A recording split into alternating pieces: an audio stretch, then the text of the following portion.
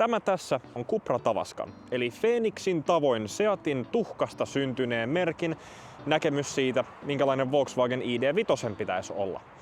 Paitsi tää on kasattu Kiinassa, ja ilmeisesti kiinalaiset kädet sitten osaa tehdä autoja paremmin, koska toisin kuin Volkswagenissa, tässä autossa 5 vuoden takuu, Volkkarissa on vaan 2.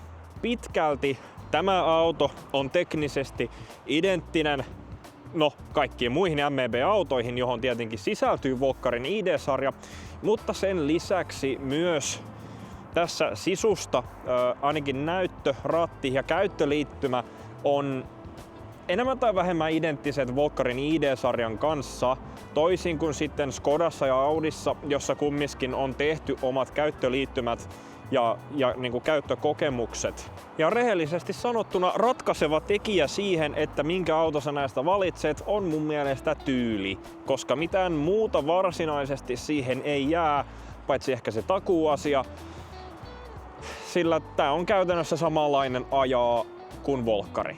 Tavascan on ainoastaan saatavilla tällä laskevalla kupeetyylisellä perällä, eli tämän takia viittaus ID.5. ID.4 on taas tasaisempi perä, eli tilavampi auto. Sitä Cupralta ei saa. Ja tilat on myös sen mukaiset, eli sekä takaluukusta että takapenkiltä vähän nipistetään päätilaa ja niin kuin tavaratilan korkeutta tämän kattolinjan takia. Mutta jos tavaratilan koko tai takapenkkien päätila ei ole niin kuin merkittäviä asioita sulle, niin välttämättä tällä ei ole mitään merkitystä. Tyyliltään tää Cupra on ihan tyylikäs. Selkeästi tämmönen vähän räväkämpi, sporttisempi, nuorehko sanoisin. Verrattuna selkeästi konservatiivisempaan Volkswageniin ja etenkin Skodaan. Ja ehkä vielä enemmänkin tyyli jatkuu myös sisälle. Auton sisällä tää visuaalinen tyyli on kirjoitettu kokonaan kapsulakilla, eli tää ei todellakaan ole mikään huomaamaton. Muodot on rajut, mutta todella tämmöiset pyöristetyt, mutta aggressiiviset selkeästi. Kun katsotaan vähän tarkemmin, niin ratti pienin muutoksin on aika samanlainen kuin ID:ssä, mutta tää mittaristo ja toi näyttö on käytännössä aivan samat. Eli ID:stä tutusti täältä näytön alta löytyy täällä hipasukytkimillä volume ja noi ilmastointisäädöt, kaikki muut löytyy kosketusnäytöltä.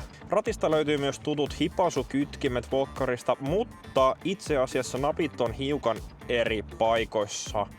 Ja esimerkiksi ratin lämmityksen nappulaa ei ole ratissa, vaan se täytyy hakea tuolta kosketusnäytön kautta. Tunnelmavalot itse asiassa tässä autossa on tehty todella tyylikkäästi tonne oviin. Nyt kun niin lähemmin katsoo, niin itse asiassa käytetyt materiaalit tässä autossa on tosi hyvät. Paremmat kuin Volkkarilla sanoisin. Eli siis kiiltomuovi on käytännössä rajoitettu vain ja ainoastaan tähän rattiin ja tohon kosketusnäyttöön. Kaikki muu on paremman tuntuista. Etenkin kaikki tää, mikä tässä autossa on tämmöistä vähän sinertävää tässä keskellä ovissa, niin on tosi hyvän laatuisia materiaaleja. Ja yksi avainero vielä Volkkariin on se, että ajomoodit tulee säädettyä näistä ratin nappuloista sen sijaan, että se olisi kokonaan näytöllä. Mä en oikein tykkää siitä, että tää auto joka kerta löytää itsensä comfort-modesta, kun sä tuut tähän autoon ja lähdet uudestaan ajamaan. Mä oon säätänyt sen itselleni sopivaksi individuaaliin, ja mä halusin, että se kans niinku jää siihen, mihin mä viimeksi jäin. Ja sitten tässä oikealla puolella on Cupra-nappi, joka laittaa ajoprofiilin aina Cupraan ja samasta napista takaisin, missä oltiin. Mutta tavallaan mulla ei ole enempää tästä sisustasta sanottavaa, joten hypätään suoraan tonne ajamisen puolelle. Ja yllätys, yllätys, tää auto on käytännössä samanlainen ajaa kuin Volkkarikin. Eli lyhyesti, tää on ehkä vähän jämerämmällä puolella. Töyssyt etenkin kyllä tuntuu, mutta tässä VZ-mallissa on säädettävä alusta. Joten mä voin tuota ajotilan mukaan tai sitten individual-ajotilassa päättää itse, että onko tää komfortilla, onko tää pehmeämpi vai onko tää sitten sporttisempi ja jäykempi. Tosin itseni ainakin löydän ajamasta tuolla individuaalilla sillä tavalla, että mä olen laittanut sen alusta ihan pehmeämpää päätyyn ja välillä jopa toivoo, että se voisi olla vielä vähän löysempi. Sellainen ero tässä on tohon Volkkarin, että Regenillä on itse asiassa säätövaraa. Tässä on samat drive- ja B-vaihde, jossa B on sitten tälleen korkeasti regeneroiva. Mutta tässä drive-vaihteella mä voin käyttää ratin takana olevia läppöjä säätämään mun regenin tasoa 1, 2 tai 3. Ja semmonen hauska fakta, että jos mä laitan tän regenin nyt tohon täysille, niin sillä ei ole mitään eroa tohon B-vaihteeseen. Regenin taso on sama. Mä vois kuvitella, että esimerkiksi se B on niinku vielä ekstra kova, mutta ei. Se on sama. Käytännössä toi B-vaihde on turha ja se on todennäköisesti tässä vaan sen takia, että vaihteenvaihtaja ja toi mittaristo on samat kuin Volkkarissa, missä tää B-vaihde on kumminkin. No, sillä on joku arvo. Vielä semmonen hauska huomio, että tässä keskipaneelissa, kun on tää hätävilkkujen nappula, niin ei oo 1, ei oo 2, ei oo edes 3 kertaa riitä siihen, kun mä olen ensin jotain säätänyt tästä näytöstä ja sitten levännyt käteni tähän ja huomannut, että hitto, mä laitoin vahingossa nämä hätävilkut päälle. Ja yksi asia vielä. ID:hen verrattuna yhden painalluksen ovat keksineet lisää tohon nopeusrajoituksen pimputuksen poistamiseen. Eli nyt pitää painaa auto, sitten kuljettajan hälytykset ja sieltä nopeusvaroitus pois. Näin.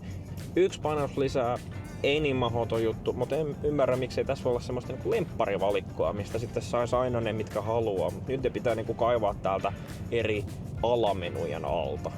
Sen verran hyvä puoli tässä kumminkin onneksi on, että tässä softassa on toi manuaalinen akun lämmitys.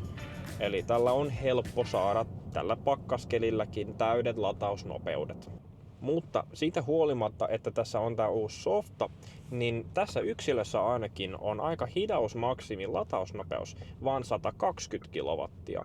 Joissain vaikuttaa ilmeisesti olevan 170 tai 180 kilowattia.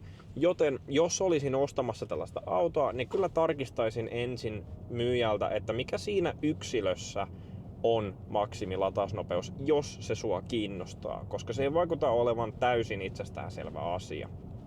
Tää auto ei ole tavallaan mitenkään kovin mullistava ja mä tiivistäisin sen siihen, että tää on sama kuin Volkkari, mutta jos tää tyyli puhuu sulle enemmän, niin ota tää.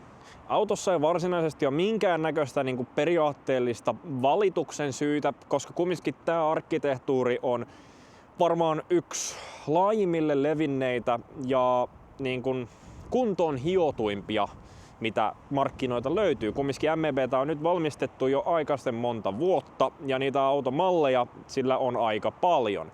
Ja varsinkin passeli auto ja kauneus on katsoja silmässä.